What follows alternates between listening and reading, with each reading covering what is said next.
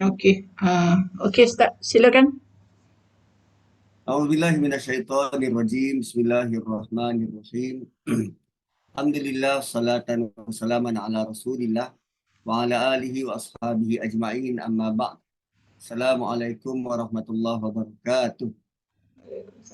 Kita akan terus kepada surah An-Nazi'at. Minggu yang lalu kita dah berhenti pada cerita tentang Firaun dan Nabi Musa. Firaun dan Nabi Musa. Dan um, apa yang berlaku pada Firaun, dia berpaling enggan, tak mau terima, in denial, sehingga dia kata, ana rabbukumul a'la, akulah Tuhan kamu yang tertinggi. Faqala ana rabbukumul a'la, akulah Tuhan kamu yang tertinggi. Fa'akhadahu Allahu nakala al-akhirati wal ula, lalu Allah seksa. Akhadha ni Allah azab Firaun daripada Allah akan azab Firaun di akhirat, dan bermula azab itu dari dunia lagi. So azab itu azab yang menakutkan,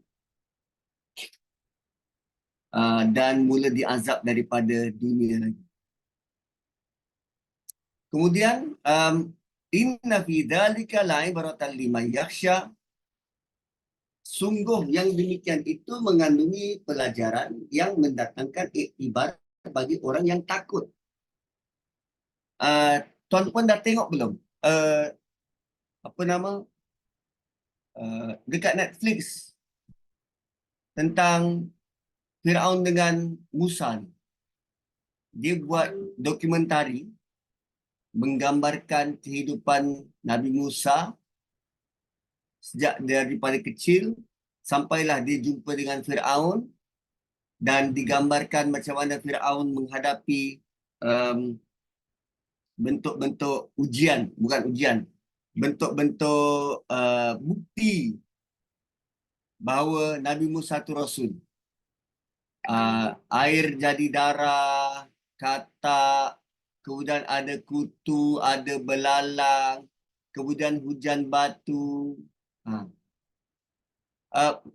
Kalau kita lihat satu persatu yang datang tu, apa yang didatangkan oleh Allah kepada Firaun tu, sebenarnya dia mendatangkan rasa takut yang amat sangat. Ialah ujian pertama, peringatan pertama daripada Allah setelah Firaun tolak Nabi Musa. Dan dalam cerita itu, diorang cuma nak engkau keluarkan kami, Bani Israel, nak pergi ke desert untuk kami bertemu Tuhan. Itu je permintaan Nabi Musa. Firaun tak bagi. Tak dirasa kalau satu kali ni aku bagi, nanti hamba-hamba ni akan naik kepala. Itu dia punya tanggapan. Itu yang dia khawatiri. So Allah beri peringatan kepada Firaun ni bukan satu kali, bukan dua kali, 7 kali. 7 kali. Air darah, ada katak, ada kutu dan lalat, ada ternakan mati, hujan batu, datang pula belalang. Sebab sebelum datang belalang tu, dalam cerita tu, sebelum datang belalang, Firaun jumpa dengan Musa. Oh no, sewaktu hujan batu ni yang nombor 5. Hujan batu nombor 5. Waktu hujan batu, Musa datang pada Firaun, dipanggil. Dia kata, engkau minta dengan Tuhan kau, hentikan ni semua. Engkau minta dengan Tuhan kau, hentikan ni semua. Lalu Nabi Musa berdoa dan berhenti. Berhenti, semua hujan batu ke apa, semua berhenti.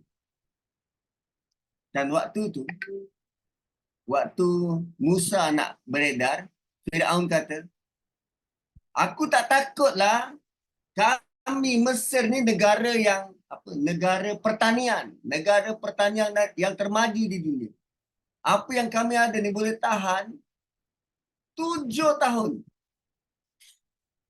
Apa yang kami ni boleh tahan 7 tahun. Food supply yang kami ada ni boleh tahan 7 tahun. Kenapa disebut 7 tahun? Kerana kerajaan itu diwarisi daripada Nabi Yaqub dan mereka ingat kemarau panjang 7 tahun tu. Nabi Yaqub, Nabi Yusuf. Mereka ingat kemarau panjang 7 tahun tu. Lepas daripada Firaun sebut macam tu, Allah datangkan belalang makan semua food supply stok yang ada. Setelah dari itu, Allah gelapkan dunia 3 hari. Gelap. Dunia gelap 3 hari. Tak boleh buat apa. Rupanya tuan-puan, Allah punya kuasa ini, kalau dia nak susahkan hidup kita, bertubi-tubi, berturut-turut, sehingga kita tak bernafas, boleh. Boleh. Tinggal lagi Allah yang maha penyayang ini. Allah yang maha pemurah inilah yang tak kala kita bersedih, Allah datangkan orang untuk pujuk kita. Tak kala kita sakit, Allah datangkan bentuk manusia yang belajar tentang perubatan untuk merawat kita. Pun setelah kita lalui itu semua, kita rasa kita sihat kerana kita jogging. Kita rasa kita keluar daripada kesedihan sebab kita banyak baca buku-buku motivasi. Kita rasa kita berjaya sebab semua dengan tangan kita. Kan? Jarang sekali kita nak bersyukur. Tu inna fi dzalika la'ibrah. Sejarah orang dulu, sejarah kita yang kita lalui ini sebenarnya terdapat pengajaran-pengajaran besar, ibrah-ibrah besar. Jika hati kita ada rasa takut pada Tuhan, kita boleh baca ayat yang sama berulang kali. Ayat yang sama dengan mufti baca. Ayat yang sama dengan jiran kita baca. Boleh. Tapi kesan ayat itu pada kita yang berbeza. Kalau hati kita sudah ada rasa takut, khawatir, gusar terhadap ketentuan Tuhan, maka ayat yang kita baca itu akan memberi impak berbeza dengan hati yang tak ada rasa khawatir, takut, risau dan gusar. Nah, begitu. Okey, kemudian ini adalah ayat penutup kepada cerita Musa dan Firaun. Cuba perhatikan, Yahsha ini kali kedua disebut setelah nasihat daripada Musa sebelum ini, nak tak aku datangkan engkau jalan keluar kalau engkau takut Tuhan, kan? Qalu tilka ila fir'aun faqul hal laka ila an tazakkani wa ahdiyaka ila rabbika fatakhsha. Tu aku mahukah aku tunjukkan kepadamu jalan mengenal Tuhan supaya engkau rasa takut. Untuk datang rasa takut, kena kenal Tuhan. Mahu kenal Tuhan, bacalah Quran.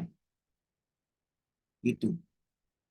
So kita harap tuan-puan, semakin kita baca Quran, semakin kita mengenal Tuhan. Semakin kita kenal Tuhan, maka hati kita akan mula lembut dan mula dihinggapi rasa takut, khawatir, risau, bimbang untuk melanggar perintah-perintah Tuhan. Harapnya begitu. Inna fi dzalika la'ibratan liman yakhsha. Kemudian perenggan baru. A'antum asyaddu khalqan amis sama'u banaha. Kerana cerita sebelum adalah cerita tentang manusia yang angkuh. Manusia yang angkuh. Dan manusia angkuh itu dirasa dia boleh buat semahunya seperti merompak kekayaan negara. Kan, keangkuhan ini datang daripada rasa apa? Rasa besar. Rasa dialah orang paling penting. Rasa dialah orang paling berkuasa. Kan, orang lain hidupnya tidak se-complicated dia. Dialah paling sibuk. Dialah terpaling segalanya. Sekarang Allah beritahu, Allah beri kita reality check. Aantum asyaddu khalqan amis sama banaha. Apa korang ingat korang ni susah sangat ke dicipta? Atau cuba tengok langit tu. Banaha. Kami yang bina. Tak tu sebelum ni dalam surah An-Naba, kita sebutkan bahawa Allah berbangga dengan penciptaan langit. Allah ambil kredit to himself. Dia yang cipta langit. Dia yang angkat langit. Tak, kita kadang tuan-puan, manusia ini, bila kita tak kenal diri, kita akan rasa kita besar. Kita akan rasa kita penting. Orang perlu ikut kehendak kita. Kita akan rasa self-entitlement. Sekarang Allah tanya, korang ingat korang dahsyat sangat ke? Aantum asyaddu khalqan. Korang ingat ciptaan korang tu hebat sangat ke? Berbanding langit.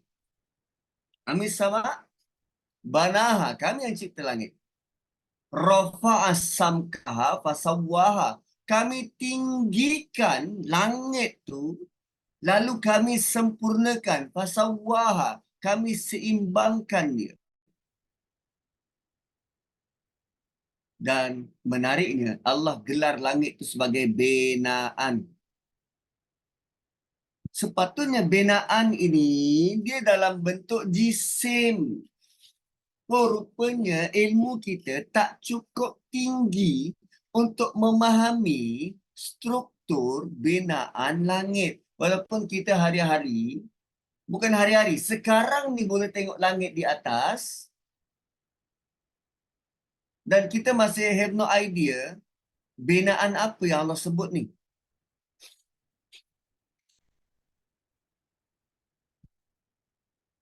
Kan, tuan-tuan pernah tahu tentang wall? Bukan dinding tu. Space wall. Ini wallpaper pula dia tulis kat sini.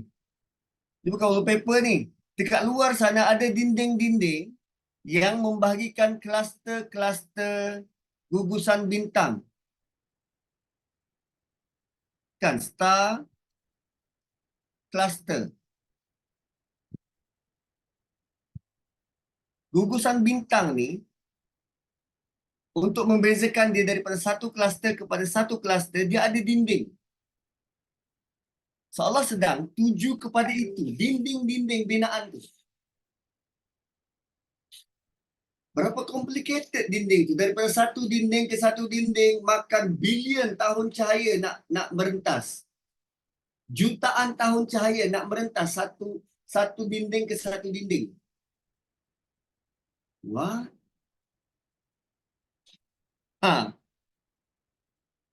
Kalau sebut macam tu. Rafa'a samkaha fasawwaha. Kami angkat semua ni ke atas, kami tinggikan, lalu kami sempurnakan. Wa aghtasha lailaha wa akhraja duhaha. Kami yang jadikan malam gelap gelita serta menjadikan siang terang benderang. Wal arda ba'da dzalika dahaha. Dan sesudah itu bumi dihamparkan. Akhraja minha ma'aha wa mar'aha. Dan bumi yang dihamparkan itu, kami keluarkan daripada bumi itu air dan tumbuh-tumbuhan. Oh, by the way, wal jibala arsaha. Dan gunung ganang pula kukuh menjadi pancang dan pasak di muka bumi.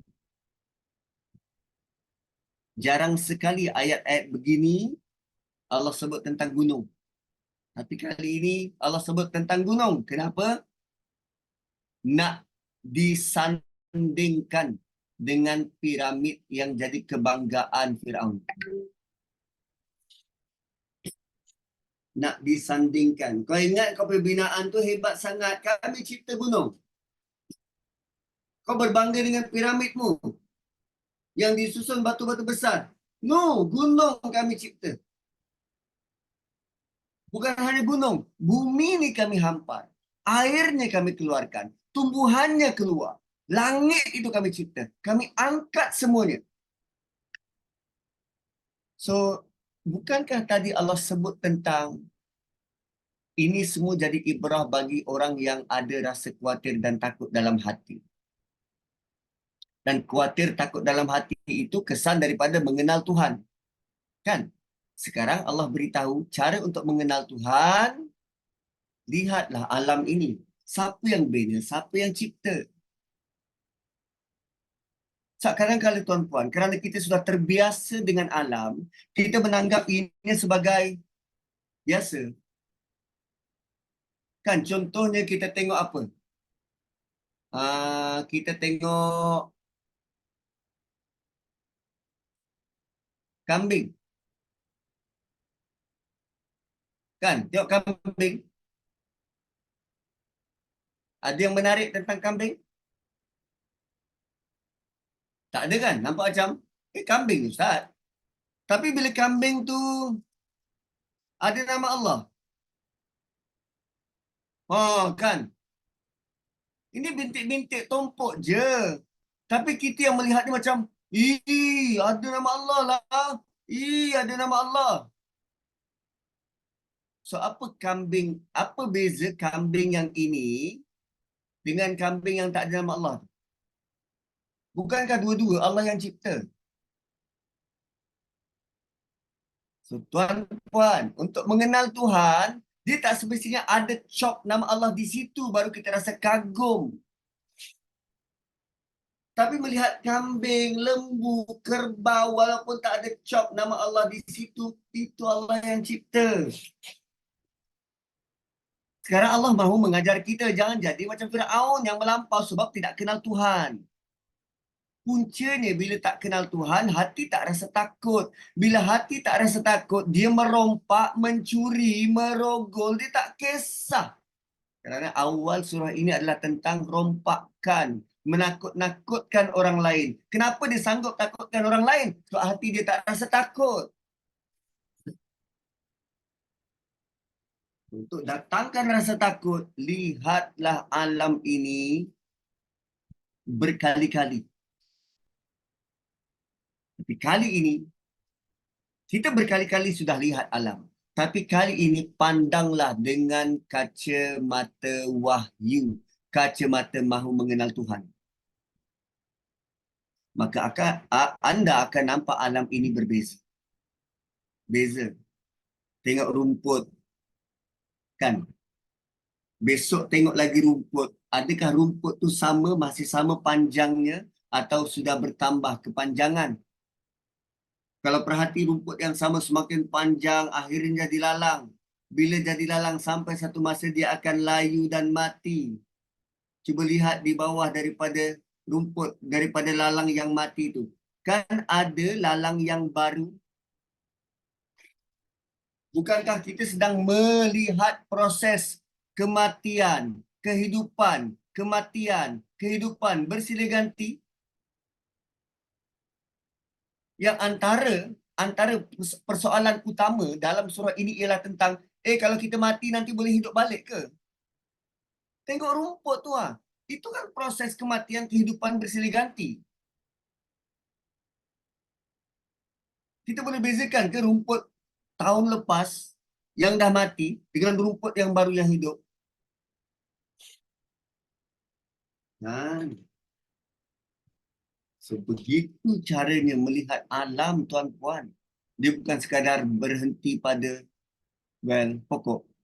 Okey. Pokok ada fotosintesis. Okey. Tak, dia lebih jauh daripada itu. Pandangan itu perlu terus disambung kepada akhirat. Kan kita diberitakan bahawa nanti bila kita dibangkitkan, kita akan tumbuh macam pokok. Lihatlah pokok tu tumbuh macam mana, kita tumbuh macam tu. Jeng, jeng, jeng. So mata'an lakum wa li'an'amikum, semua itu. Kan start daripada ayat berapa tadi tu? Semua itu. Pergantian malam siang, langit ditinggikan, bumi diratakan, ada air, ada tumbuhan, ada gunung ganang. Semua itu mata'an lakum. Semua itu menjadi alat kegunaan untuk kamu, wali an'amikum, dan untuk binatang ternak. Kenapa tiba-tiba letak haiwan dekat sini? Tuan-puan, perasan ke tidak? Bila Allah sebut, kami keluarkan air, ma'aha wa mar'aha, kami keluarkan air dan tumbuhan di gunung ganang. Dan gunung jadi pasak kan? So dekat gunung ganang tu ada tumbuhan dan kita boleh dapat makanan. Dan sekarang makanan, mata ni boleh diertikan sebagai alat, boleh juga diertikan sebagai kesenangan. Boleh juga diertikan sebagai nikmat mata. Dan perhatikan sungguh-sungguh, ayat ini ayat yang sindiran tajam Allah kepada kita. Allah kata mata'an lakum wa li'an'amikum. Ini semua alat untuk menjadikan hidup kamu dan haiwan kamu senang. Allah sedang samakan kita dengan binatang. Kalau kita sekadar melihat alam ini hanya habis, tengok rumput hanya sekadar rumput, itu tak beza dengan lembu yang tengok rumput untuk dimakan. Kalau kita tengok pokok hanya sekadar pokok yang hasilkan buah, itu tak ada beza kita dengan kera yang cari buah di pokok hanya sekadar untuk makan. Ni realiti ayat 33 ni. Mata'an lakum wa li'an'amikum.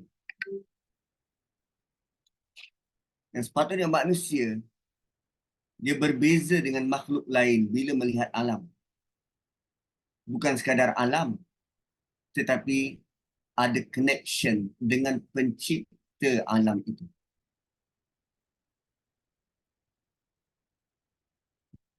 So, ayat ini menutup dengan menghubungkan kita dengan haiwan. Kalau kita tak berubah, apa beza hidup kita dengan haiwan? Pergi kerja, balik kerja, petang balik rumah. Pagi keluar pergi kerja, petang balik rumah. Lembu juga macam tu. Pagi keluar kandang, petang balik kandang. Pagi keluar kandang, petang balik kandang. Kan? Tak ada rasa gusar gerun takut. Life goes on. Ha. Kemudian Allah kata faidza ja'atit tammatul kubra. Bila datang tamma. Tamma ni hentakan. Kubra, bencana yang amat dahsyat. Kiamat. Bila datang bencana yang amat dahsyat, bila kiamat datang, sebelum datang kiamat ni, apa yang manusia buat?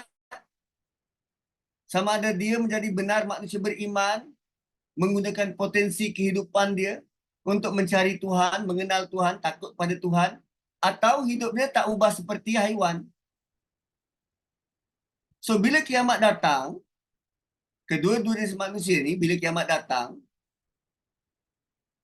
barulah dia tersedar.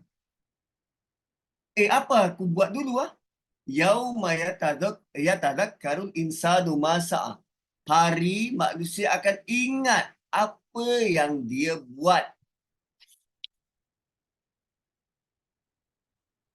Tuan-tuan, Quran datang dengan misi menyedarkan manusia sebelum kejadian sebenar.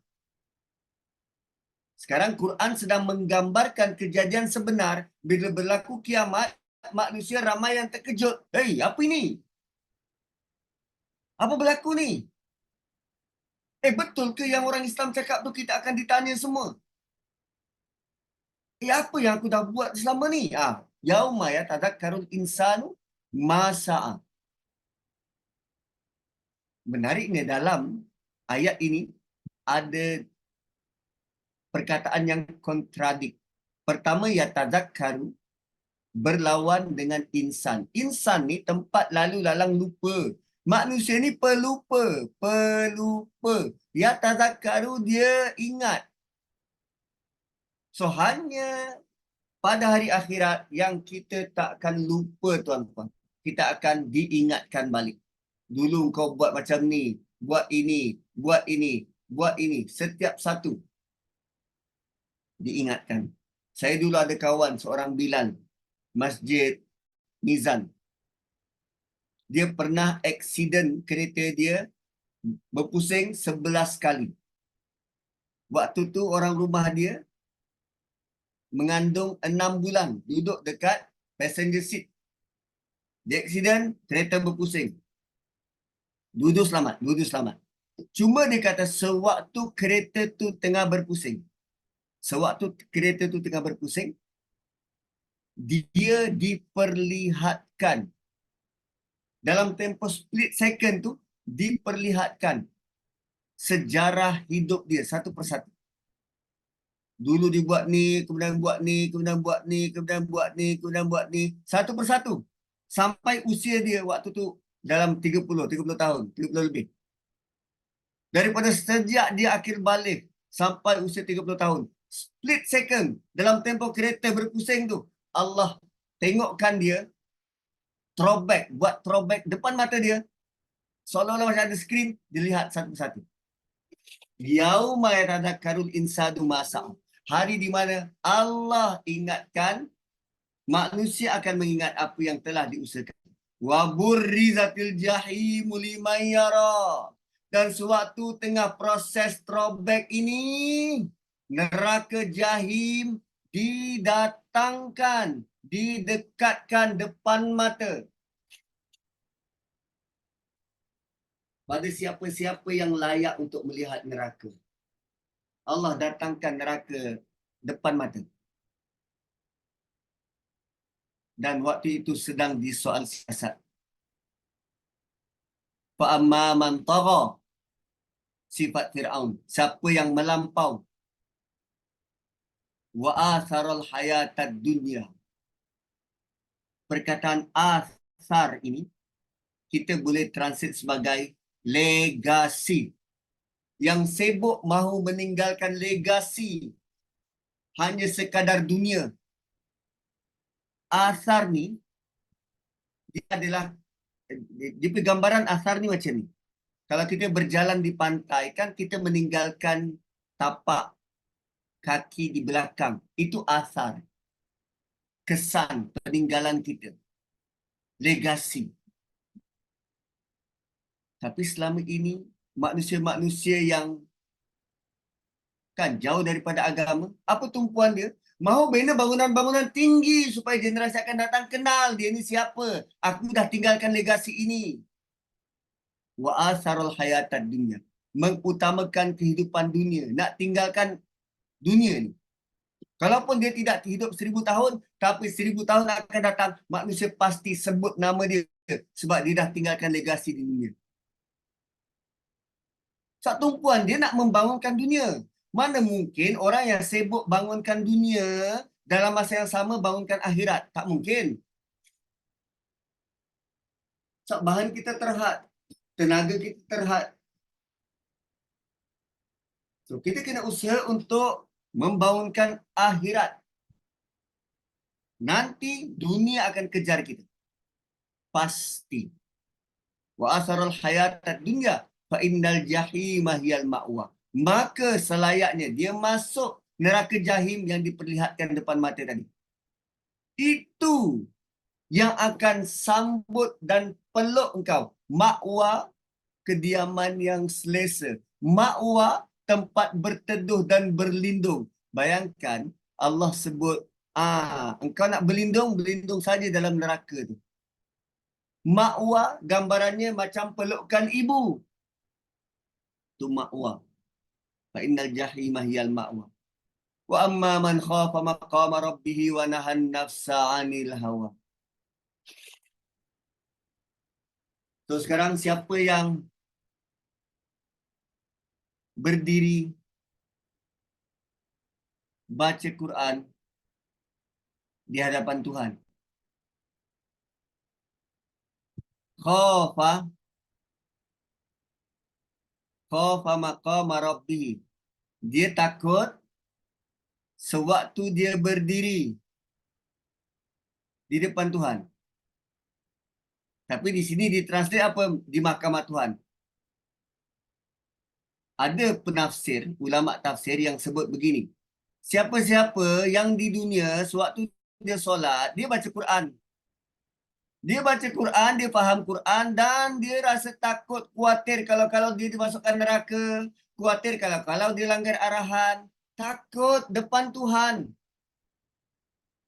Dan kerana ketakutan itu, dia betul-betul tahan nafsu dia daripada menturuti hawa. Kita panggil bahasa Melayu hawa nafsu. Rupanya nafsu dan hawa dua benda berbeza. Hawa ni keinginan. Nafsu ni diri kita. Diri kita ni boleh tahan keinginan-keinginan tu. Tapi kalau kita dok ikut saja keinginan tu, tanpa kita ada kita membina self restriction. Tanpa kita buat perubahan, kontrol keinginan tu. Kan bila disuruh puasa tak nak puasa. Tak boleh nak kontrol keinginan, mahu juga. Kan? Wa nahan nafsa 'anil hawa. Dia berjaya membentuk keinginan-keinginan dia, tahan diri dia. Fa innal jannata hiyal ma'wa. Maka syurgalah tempat dia kembali. Dan kemudian Allah kata, panjang lagi ni tapi dah pukul 12. So ini untuk hari Khamis. Ini untuk hari Khamis. So tuan-puan, kita jumpa lagi. Kembali kepada moderator kalau ada soalan. Ya, sahabat, silakan jika ada soalan ataupun pencerahan yang selanjutnya yang perlu Ustaz buat. Jika perlu, silakan.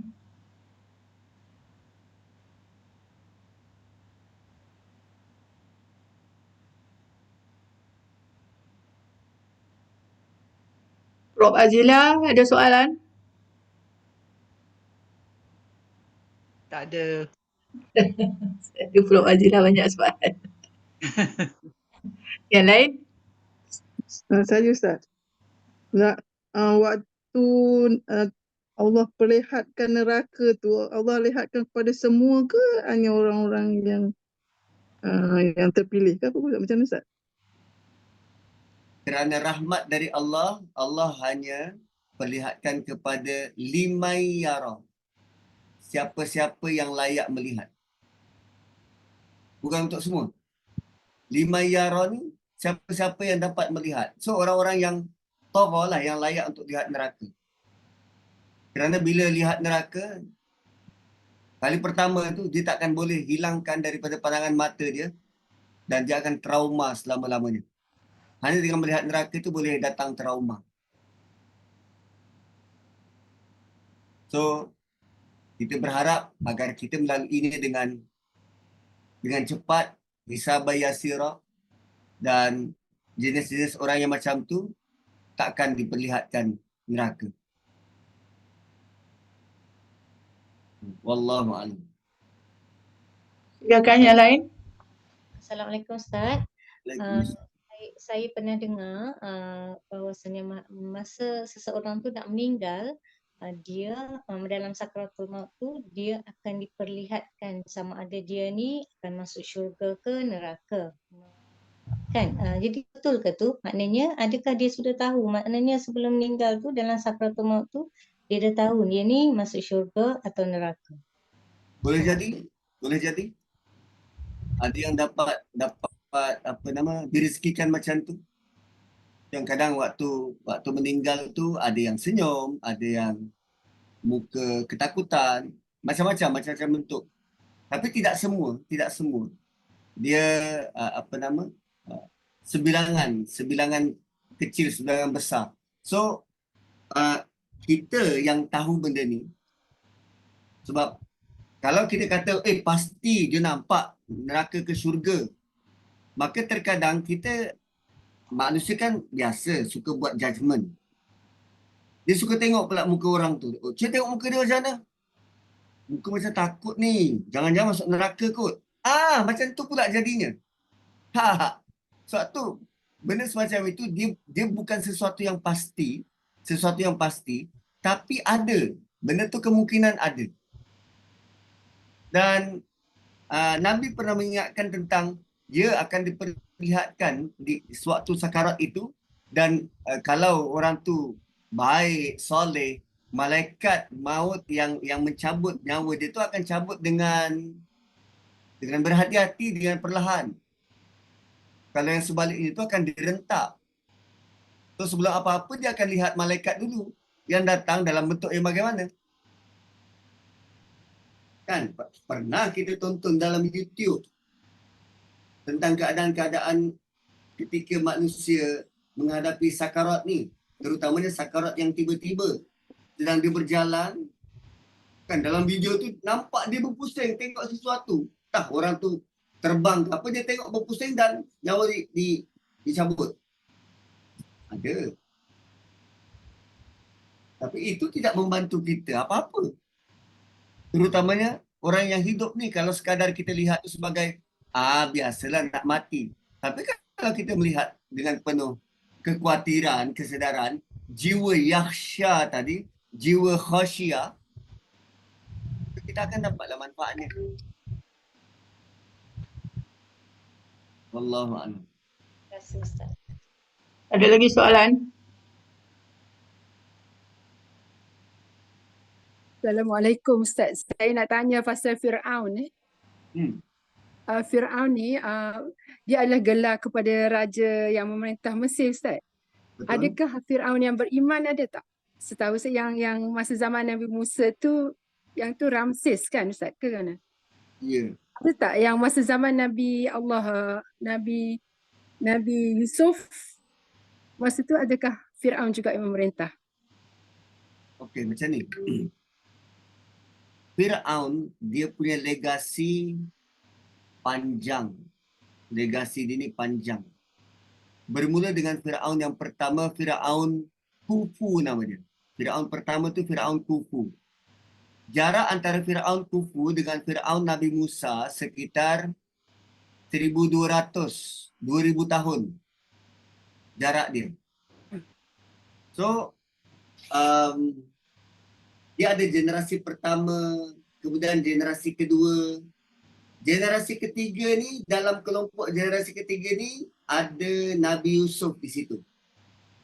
Beserta dengan Fir'aun.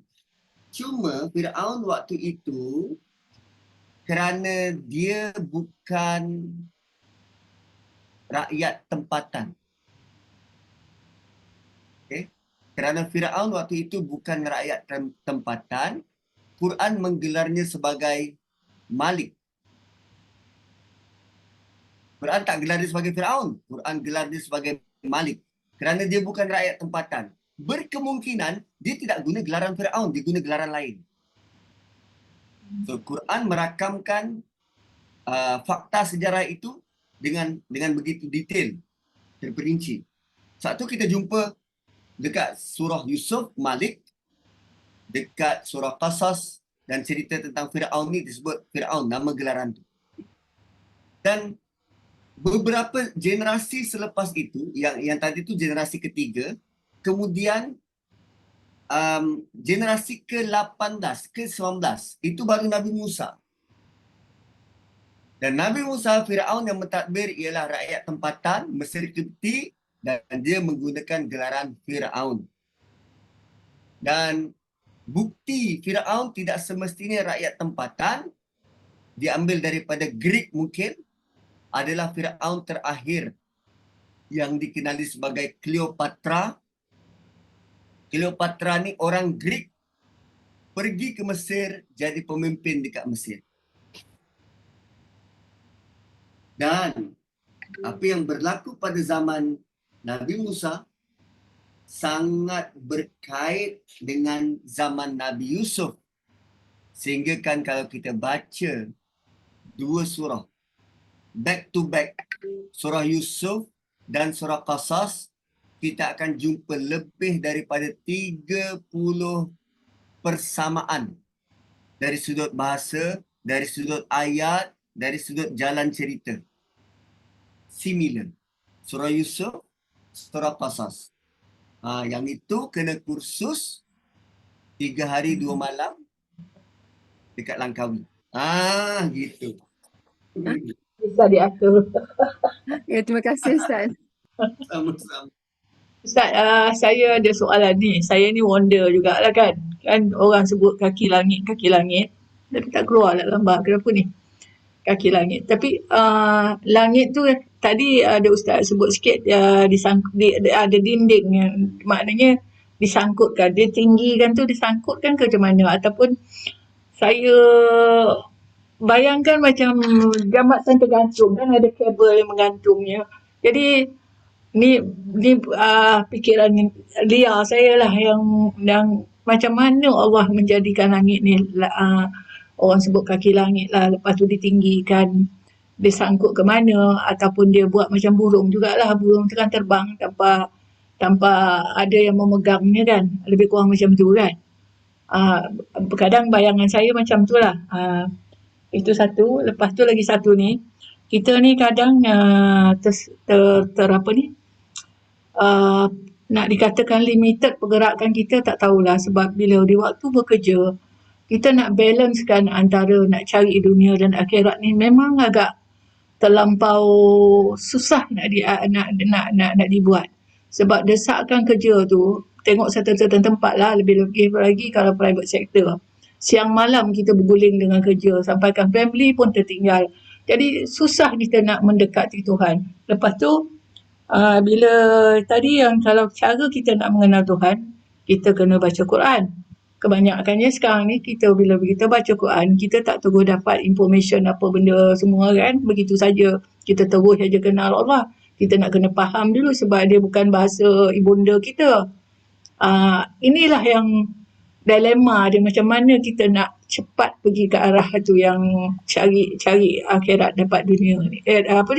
Cari akhirat dapat dunia sekali dua-dua tu. Itu soalan saya lah. Macam mana nak menangani masalah begini ni. Soalan pertama tentang bintang. Sebenarnya NASA pun dah banyak buat pemerhatian, kajian tentang bintang-bintang ni. Dan Quran bila dia sebut tentang samak, macam tadi kan antum asyaddu khalqan amis sama'u banaha. Okey. Quran bila dia sebut samak,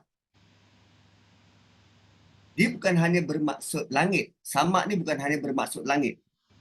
As-samak ni bermaksud apa yang ada di atas.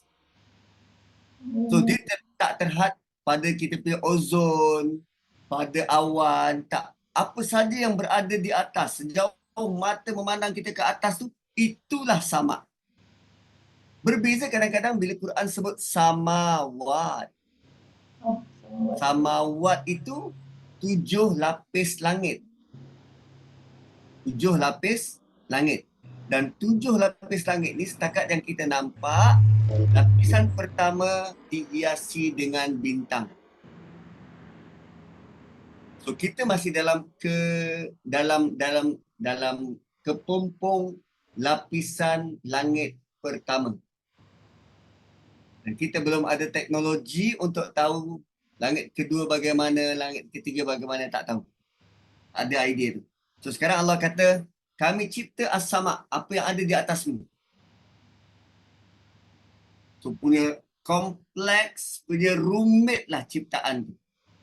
Antara yang kita boleh lihat, bagaimana Allah susun planet-planet yang mengitari matahari. Kalau dahulu gambaran kita, planet-planet yang mengitari matahari ini, matahari duduk kat tengah-tengah, kan? Dan kita mengelilingi matahari. Tapi kita lupa bahawa matahari itu juga bergerak. So, pergerakan sebenar tu macam mana? Kita pun tak tahu. Yang dia tak berlanggar tu kan. Atas paksi. Tak cepat dan tak lambat. Allah tu kan memang cantik lah kan. Tak cepat dan tak lambat. Dan lagi satu, matahari bergerak. Jadi, kita ni bergerak satu arah ke dua, tiga arah. Macam ni kan. Biasa kita gambarkan, matahari duduk kat tengah-tengah, kita keliling matahari tu. Kalau macam tu, okeylah. Kita keliling orbit kita dan kita sendiri berputar atas orbit. Dua pergerakan. Tapi sekarang matahari bergerak. Matahari ada orbit dia. So, kita nak ngikut matahari tu macam mana? Kita bergerak pusing matahari, kita berpusing atas orbit kita dan kita juga bergerak ditarik graviti matahari. So, kita sebenarnya sedang melakukan 3 pergerakan serentak. Bumi ni melakukan 3 pergerakan serentak. Tanpa kita rasa susah bernafas, susah nak hidup sebab pergerakan nak ikut matahari ni laju. Tapi Allah buat kita, hidup kita begitu tenang, begitu selesa sehingga kita tak rasa apa-apa. Kan Allah buat tu. Itu yang Allah kata, "A'antum asyaddu khalqan amis sama'u banaha." Korang rasa korang punya penciptaan korang kompleks? Tak, korang belum tengok lagi apa yang ada dekat atas tu. Super duper kompleks. Dan itu semua Allah yang buat, Allah yang atur. Dan sebenarnya kalau kita benar-benar lihat apa yang ada di atas, itu juga membantu kita untuk tunduk, patuh dan takutkan Tuhan. Allah sedang bawa gambaran itu pada kita. Yet kita melihat Quran tak ada kaitan dengan sains. Tak ada kaitan dengan matahari, bulan, bintang, astronomi. Quran sedang datangkan, kau perhati, engkau lihat, ikut ilmu sains engkau tu dan akhirnya kembali pada Tuhan. Nanti engkau akan datang rasa takut, khawatir, risau dan gusar. Itu untuk soalan pertama. Soalan kedua, kerana kehidupan kita tak sama, latar belakang pendidikan tak sama, cara bekerja tak sama dan daripada awal dahulu belajar bukan dalam ruang lingkup yang kita kata agama. Okay. Sebenarnya hidup kita ni tuan-puan, apapun latar belakang kita, Allah akan tetap beri peluang untuk kenal dia. Allah akan tetap beri peluang untuk kenal dia.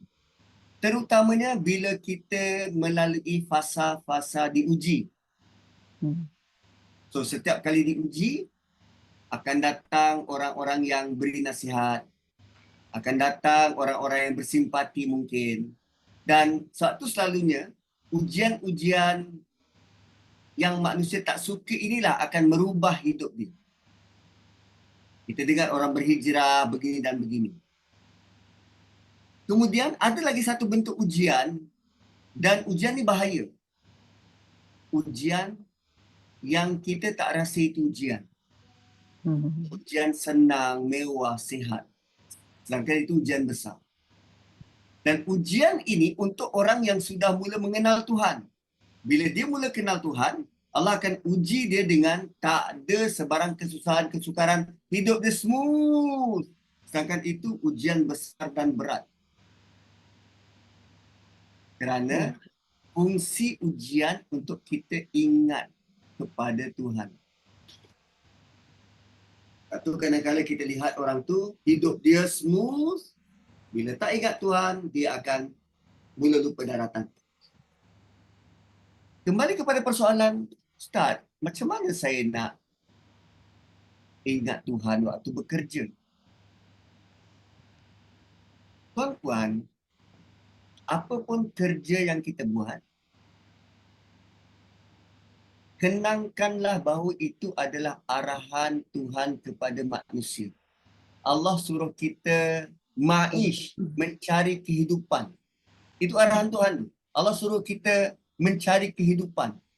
So, bab mencari kehidupan ni pelbagai.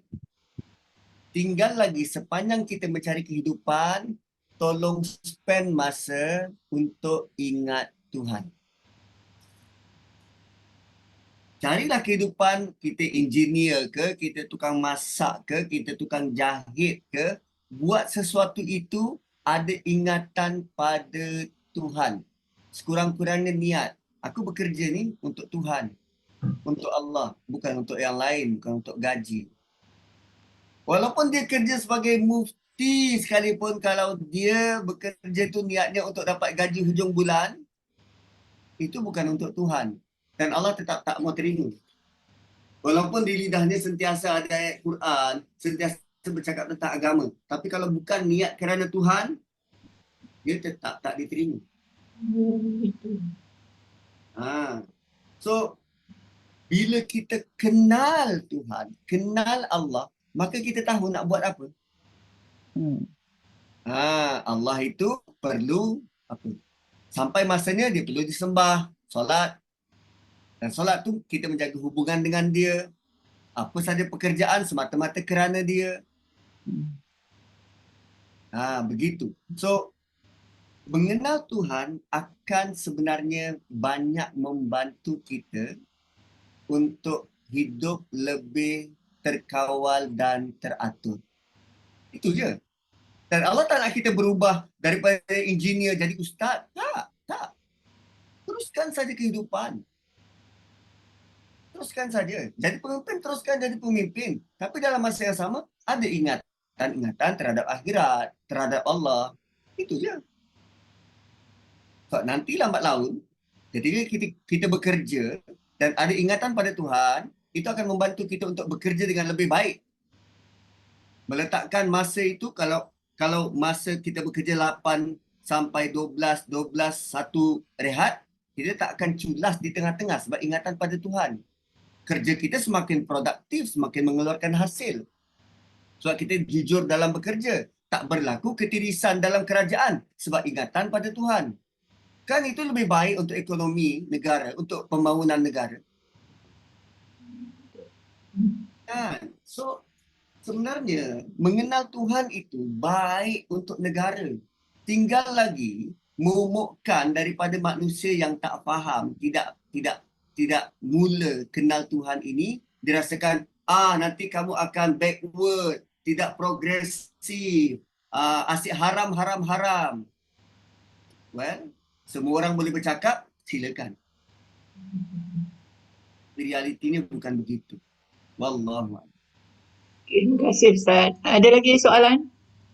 Ustaz, saya ada tanya. Silakan. Okay. Ini bukan soalan tapi nak tanya sama ada Ustaz pernah dengar atau tidak. Nak confirm je. Macam berkait dengan tadi yang kita, disadvantage kita ialah bahasa Al-Quran ni bahasa Arab. Some of us mungkin sukar, kita tak faham sebab kita tak belajar Arabic kan. Saya pernah dengar ada satu lecture mantan mufti wilayah saya lama dululah, Allahyarham Hashim Yahya. Dia pernah cerita pada kita, dia kata even those people di Arab sendiri pun ada setengahnya walaupun bahasa dia bahasa Arab, tapi mereka pun ada juga yang sebenarnya tak faham Al-Quran tu. Saya just nak tanya, Ustaz pernah dengar tak something macam ni? Betul, memanglah betul dia cakap tu kan, tapi cuma nak tanya, Ustaz pernah dengar tak cerita macam ni? Pernah dan betul. Okay, thank you. Ustaz, just nak share, boleh tak? Boleh silakan. Okay, actually kan tadi Ustaz cakap yang pasal, if you read, there's a book by this author called, a French author by the name of Maurice Bucaille. Kalau kita semua dapat cari buku tu, the book is called, the title is The Bible, the Quran and Science. This is written many years ago. So if you can get this book, it will tell you yang kalau kita kata Quran tu kuno, it really dispels that kind of pemikiran, because in that book he will tell you, okay, 1400 years ago, before orang tahu how an embryo is or semua-semua tu, how a human is formed through the sperm, semua-semua tu kan, is already inside there.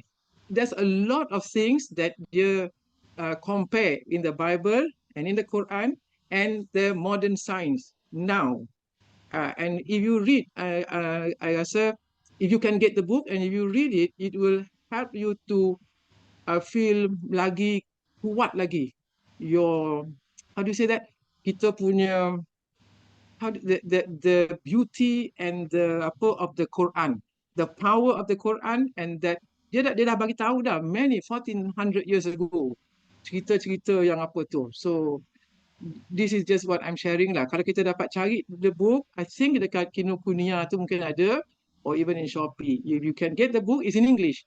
So it's a good book to read kalau kita nak find comparative ni lah. Nak tengok macam mana the link between science, technology, and what is in the Quran, and that those things that science said that the scientists just found out now was already told by Allah in the Quran 1400 years ago. Actually, To masuk a Islam. man, to a man who is ummi, dia tak Macam baca. Harun Yahya dulu ke? Macam Harun Yahya dulu. Macam tu lah nak share. Because of that, dia masuk Islam as well. Because of that Yes, study. I think so. Yes, lama-lama tu masa tu, He masa declared. mula-mula tu tak. Yeah, in a conference, dia masuk Islam. Yes. The book is very good. Yeah, and there's another a French embryologist, because ada embryology dalam Quran, and it sama dengan study in science. So that also dia masuk Islam because of that. Yeah. Yes. Okay. Ustaz, silakan.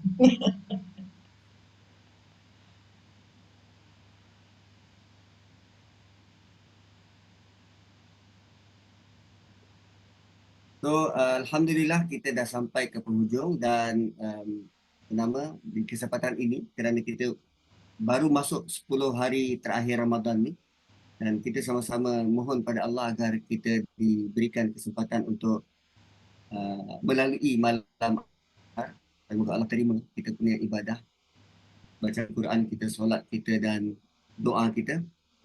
Dan pesan saya yang terakhir begini, kita gabungkan ketiga-tiga perkara yang Nabi pernah pesan berkaitan dengan Al-Qadar ini. Isteri baginda bertanya, baginda sarankan untuk berdoa. Apa yang baginda lakukan, baginda ikat kain untuk bangun solat malam, dan para sahabat yang begitu tekun melazimi Al-Quran. Jadi untuk kita mengejar Al-Qadar ini, malam Lailatul Qadar, lazimi setiap malam untuk kita buat serentak ketiga-tiga perkara. Solat, dan dalam solat baca Quran yang panjang, dan dalam sujud setiap solat itu kita doa Allahumma innaka afuwun tuhibbul afwa fa'fu anna. Sujud dan baca doa tu senang. Tapi part baca Quran yang panjang dalam solat tu yang ramai antara kita rasa susah Ustaz, saya tak hafal surah-surah yang panjang. Kalau macam tu baca saja surah yang pendek, contoh suratul Ikhlas. Suratul Ikhlas, tapi ulanglah 10 kali, 30 kali, 100 kali. Surah Ikhlas 4 ayat, 4 darab 100 kali, 400 ayat. Lebih panjang daripada surah Baqarah sebenarnya kita baca tu. So, lazimi buat perkara itu, dan moga-moga ada sesuatu kebaikan untuk tahun-tahun yang mendatang. Barakallahu li wa lakum. Kita tutup dengan tasbih kafarah dan suratul Asr. Subhanakallahumma wa bihamdik. Nashhadu an la ilaha illa anta wa nastaghfiruka wa natubu ilaik. Wal asri innal insana lafi khusr illa alladhina amanu wa amilus solihat wa tawasaw bil haqqi wa tawasaw bis sabr. Assalamualaikum warahmatullahi wabarakatuh. Terima kasih semua, terima kasih. Waalaikumsalam. Waalaikumsalam. Terima kasih, Ustaz. Terima kasih. Jazakallah. kasih Kak Assalamualaikum. Noh. Terima kasih Kak Noh. Terima kasih Kak Noh. Wah.